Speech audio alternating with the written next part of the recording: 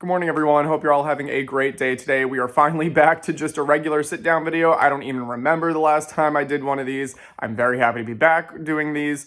But anyway, I wanted to talk about this one thing that I hear from people a lot, which is examine yourself. And usually they are referring to examine yourself, that you essentially prove that you're a Christian. Usually they're referring to your own worldly efforts, repenting of sins. How many sins have you repented of? How many works do you do, etc. Basically, people will use this verse out of context wholeheartedly, and I'm going to give you guys the true context of these verses. But I know that this is a verse that gives a lot of people fear and anxiety because they're like, well, how do I examine myself and prove my own salvation?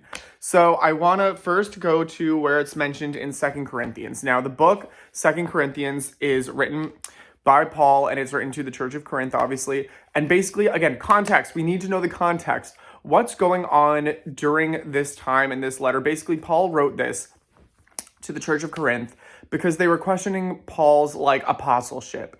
They basically had these people coming in who looked a lot better than Paul. They, I think spoke better than he did. And basically they were kind of asking Paul to prove himself, basically. That's the context of what's going on. They're asking Paul to essentially prove his apostleship because they're like, oh, well, we have these other people who look a lot better than you and they talk a lot better than you. And so we don't really think you're relevant anymore. And so basically, if we go to the chapter that it's mentioned, which is 2 Corinthians chapter 13, just reading through it, this is the third time I am coming to you. In the mouth of 2 or 3 witnesses shall every word be established. I told you before and foretell you, as if I were present the second time, and being absent now, I write to them which heretofore have sinned, and to all other that if I come again, I will not spare. Since ye seek a proof of Christ speaking in me, which to you word is not weak, but is mighty in you. I can't read, unfortunately. For though he was crucified through weakness, yet he liveth by the power of God. For we also are weak in him, but we shall live with him by the power of God toward you. Examine yourselves whether ye be in the faith. Prove your own selves. Know ye not your own selves how that Jesus Christ is in you, except ye be reprobates? But I trust that ye shall know that we are not reprobates. So basically, this is the situation. They're essentially telling Paul to, again, prove his own apostleship, kind of like a prove yourself to Paul.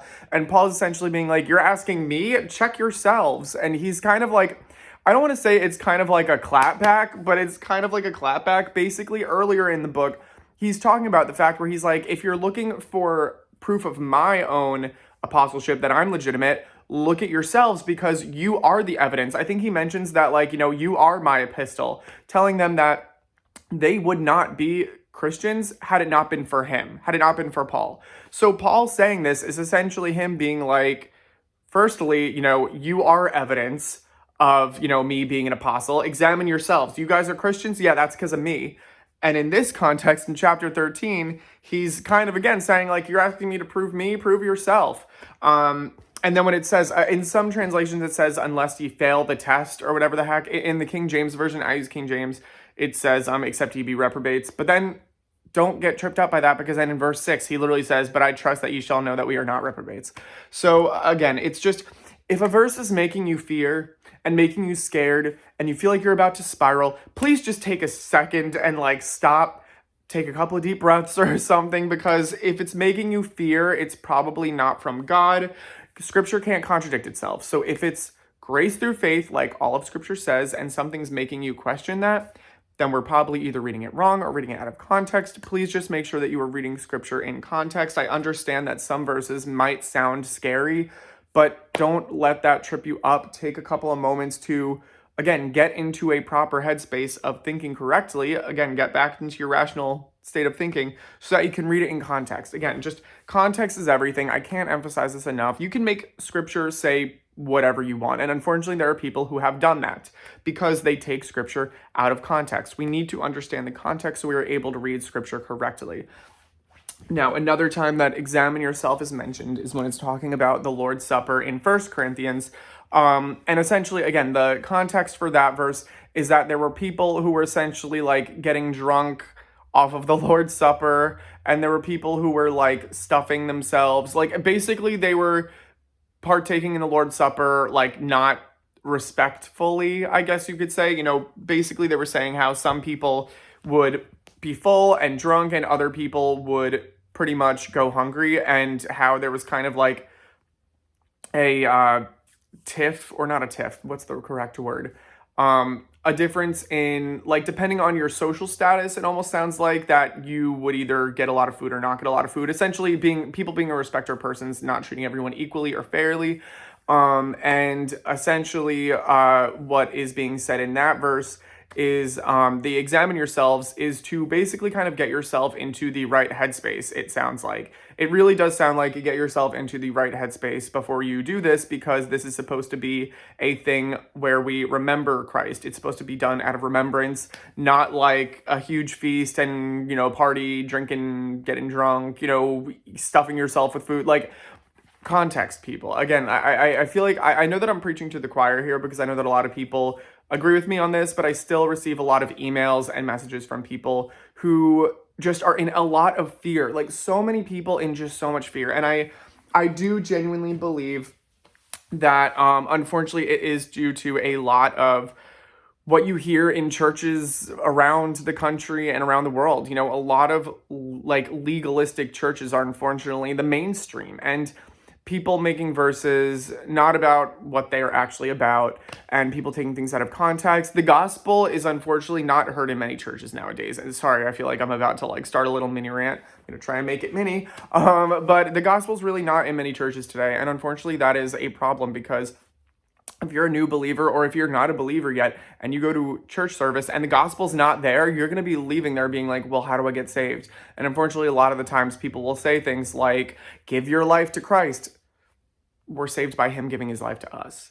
Or they'll say, invite Jesus into your heart. Okay, what does that look like? There's just so much vagueness, if that's a word. There's just so much of that in churches today, on YouTube even, so much of that on YouTube. And so I really just pray that, that made sense, putting that in context. I emphasize context so much because, again, like I said before, you can make scripture say anything you want. Not exactly, but you can make it, twist it to what your own narrative might be. Just if you're reading it incorrectly, I know that a lot of people, when they read scripture, they'll say like, oh, this verse scares me. I'm like, okay, well then you're reading it out of context, because God does not give us a spirit of fear. So if something's making you afraid, then we need to take a second, get into the proper headspace where we can read something correctly, read it with a grace perspective. That's extremely important. I have been talking about this a lot with people about like cognitive distortions. And cognitive distortions are essentially something that anyone can, have. In fact, we all have them. But they're basically faulty thinking patterns based on our own biases. So if you have a bias of, or if you have a perspective of, legalism, and you think that you have to earn God's love, earn your way to salvation, work, then obviously when you read scripture, that's how you're going to read it. You're going to read it in that context, because that's the context that you just kind of see the world, unfortunately. And so I try to, help break those down. And the reason why I talk about them is because we need to make sure that we have the right perspective. Because when you read scripture with a grace perspective and you see it through the eyes of grace and you read it in context, it makes a lot more sense. God is not the author of confusion. So if something's making you confused, if you're seeing contradictions, there's no contradictions in scripture. We have to let scripture interpret itself. So if you feel like, it's saying grace, but then it's also saying works, then you're not reading it correctly. So I really hope this video helps whoever needed to hear this. I know I kind of went into a mini rant at the end. I am so sorry. But anyway, I hope you guys are all doing well. I'm sorry. I feel like I haven't really smiled that much in this video. I feel like this whole video I've been like, guys, we gotta get this. But like, it's honestly, I'm gonna be completely upfront. Clearly you can see that I've been just very tired recently from my beautiful bags under my eyes.